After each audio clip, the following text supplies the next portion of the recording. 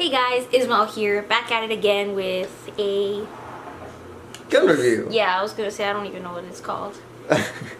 Seriously, I hate to do this, but it's something we've got to talk about, and it's definitely the things that I hate about this gun. This is still the same CZ P-10S that I used in my last video, and it is my first carry gun, so there is a special place in that, like, it's my first one, but that doesn't take away that there are all drawbacks to this firearm if you are looking to purchase this type of gun. For me, if I would have done more research, I probably would have strayed away from this gun for these 5 very good reasons. I think top 5 reasons, something like that. So the number one thing is, like, I know these guns or firearms come optic ready, but most of these actually do not. If you don't know what optic ready is, it is like some holes drilled into your gun already where there's a like plate mount where you're able to attach a firearm. You're able to attach a sight like a red dot or some sort of like Colosun or Vortex.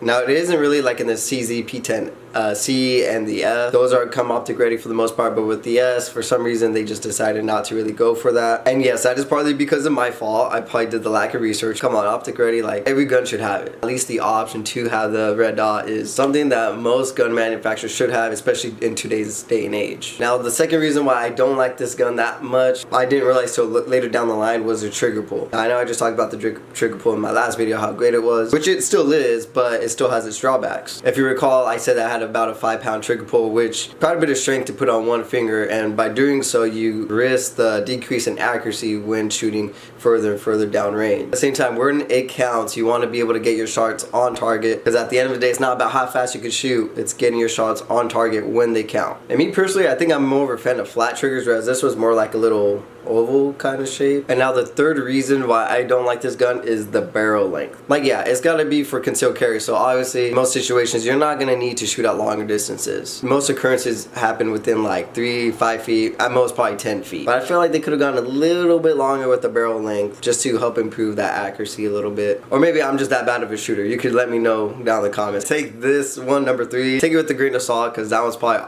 user error, operator error. So the fourth one, and this one's honestly kind of a big deal for me, and it's the aftermarket products for this gun. Now yeah, there's still going to be some out there for every gun, even for the CZ, but for a gun like this, I kind of expected a little bit more. Take for granted, I live in Washington State, pretty blue. When I go to gun stores, you know, there's still a lot of brands out there, like there's SIG, Glock, and the point that I'm trying to get to is I don't see a lot of CZ products out there, so it makes it hard to be a CZ product owner, gun owner, when you go to gun stores and they don't even have CZ products. Like, yeah, they might have guns, they might have the magazines, but for the specific gun you're carrying, it's just not there. And let alone, because it's not there, the aftermarket pieces for it, for what you want, is probably going to be through the roof. That's a huge deal. If you want to get this gun, just be sure that you can't really do too much with it, at least maybe not without breaking the wallet. Although I don't feel like this one pertains to me, but it could affect a lot of people, is that it might not pertain to a lot of people. Keep in mind, this gun is very small, so if you have like too big of a hand, it's not gonna run well. Like, one of the issues that I had was my thumb would cover the slide lock, so when I ran through ammo, it wouldn't lock back after I was done with ammo. It could have been a hand placement issue, but regardless, if you have big hands, this gun isn't gonna be for you. And if you have small, delicate hands, or you know, you can't run a gun very roughly, you're gonna have trouble like sliding back. Like, this is a pretty heavy. I ran like a Glock, I ran some even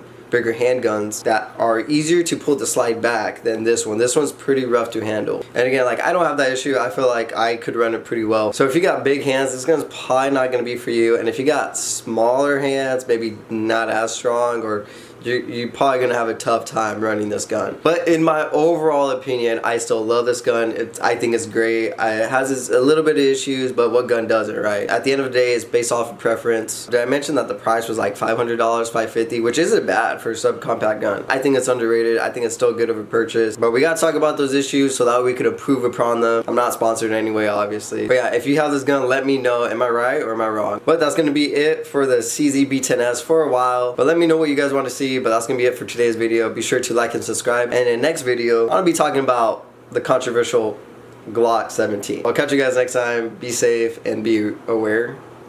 Nah, that ain't gonna work. I'll just yeah, see you later, ishinators. That's funny. Yeah, I gotta cut that.